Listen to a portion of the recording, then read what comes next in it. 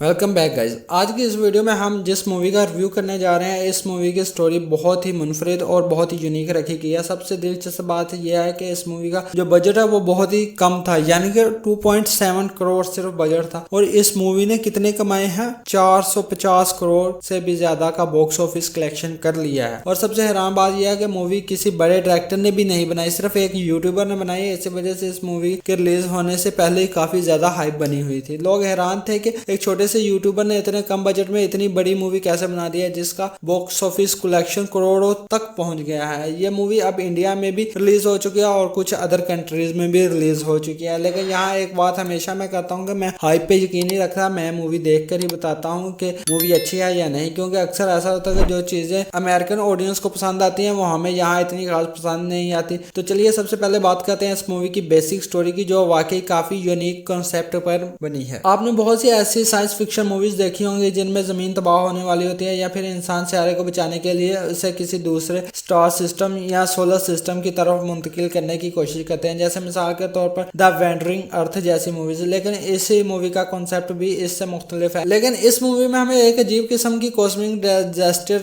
देखने को मिलती है, जहाँ प्लैनेट्स और स्टार सिस्टम अचानक गायब होना शुरू हो जाते हैं। इसी सूरत हाल में ह्यूमन तकरीबन एक्सटेंशन के करीब पहुंच जाते हैं। इसके बाद इंसान की एक अजीब सी एलियन मून पर जाकर रहना शुरू कर देते हैं। वहां उन्हें एक बहुत बड़ा ओशियन मिलता है, लेकिन यह आम समुद्र नहीं होता बल्कि एक ब्लड ओशियन होता है, यानी पूरा समुद्र खून से भरा होता है। इसी समुद्र को एक्सप्लोर करने के लिए एक खास सबमरीन बनाई जाती है। यह सबमरीन बहुत ताकतवर होती है, लेकिन इसमें कोई विंडो या खिड़की नहीं होती क्योंकि वहां पानी का प्रेशर बहुत ज्यादा होता है। एक सबमरीन के अंदर एक आदमी को बिठाया जाता है जिसे एक खास मिशन दिया जाता है। असल में वो आदमी एक प्रिजनर होता है और इससे कहा जाता है कि अगर वो मिशन कंप्लीट करके ले आएगा तो उसे आजादी मिल सकती है, यानी इसे आजादी के बदले में एक सुसाइड मिशन पर भेज दिया जाता है। अब इसे खौफनाक ब्लड ओशन के अंदर जाकर तहकीक करनी होती है और जैसे ही वह समुद्र के अंदर जाता है तो उसे वहां अजीबोगरीब चीजें नजर आना शुरू हो जाती हैं। बड़े से बड़े क्रिएचर्स, खतरनाक मखलूक और कुछ ऐसी चीजें जो अभी भी जिंदा है। तो आखिर इस समुद्र के अंदर क्या राज छुपा है और आगे क्या होने वाला है, ये सब कुछ आपको मूवीज के अंदर देखने को पता चलेगा। अगर हम मूवी के पॉजिटिव की बात करें तो सबसे पहला पॉजिटिव है इसका यूनिक कंसेप्ट। दूसरी अच्छी बात यह है कि इसका इंटेंस एटमॉस्फेयर भी मुझे काफी इंप्रेसिव लगा है। और थर्ड पर बात करें तो इसका 90% हिस्सा जो है वो सबमरीन के अंदर ही दिखाया गया है, जिसकी वजह से एक अजीब सा टेंशन वाला माहौल बना रहता है। मैंने इस मूवी का ट्रेलर भी नहीं देखा था, बस इतना सुना था कि मूवी काफी अच्छी है, इसलिए मैंने इसे थिएटर में देखने चला गया था। लेकिन तकरीबन 20-25 मिनट गुजरने के बाद मुझे मूवी देखने में बहुत ज्यादा मजा नहीं आ रहा था। फिर भी मैंने गूगल पर सर्च किया कि आखिर ये मूवी किस बारे में है, तो इसके बाद मुझे थोड़ा सा इंटरेस्ट आने लगा। मूवी का साउंड डिजाइन और प्रैक्टिकल इफेक्ट्स भी काफी अच्छे रखे गए हैं और मूवी के आखिर में एक फाइनल सीन भी आता है जिसे देखने में काफी ज्यादा दिलचस्पी होती है। लेकिन जहाँ कुछ पॉजिटिव पॉइंट्स है वहाँ मूवी में कुछ नेगेटिव पॉइंट्स भी तो होते हैं ना। सबसे पहला इस मूवी की पेसिंग है। ये मूवी एक स्लो बर्न मूवी है, यानी कि इसकी रफ्तार बहुत ज्यादा सुस्त है। तो अगर आप